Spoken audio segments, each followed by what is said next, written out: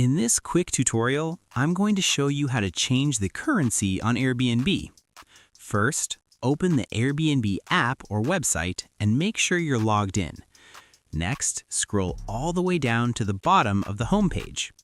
Here, you'll see your current language and currency settings. Tap on the currency option. A menu will pop up showing all available currencies. Now, choose the currency you want to use.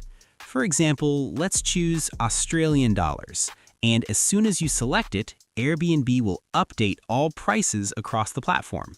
You can change it back if you want just by going back to your currency option in bottom and choosing your previous currency. Now, let me show you how to do it in a mobile app. If you're using the mobile app, tap your profile icon, go to Payments, then in Payments and Payouts setting, look for a currency in the top right. Click on it, and you'll see a list of all the currencies supported by Airbnb. Choose the one you want, and Airbnb will update all prices across the platform automatically. And you can see that your currency now shows USD in the top right. And that's it. That's how you change the currency on Airbnb. Thanks for watching.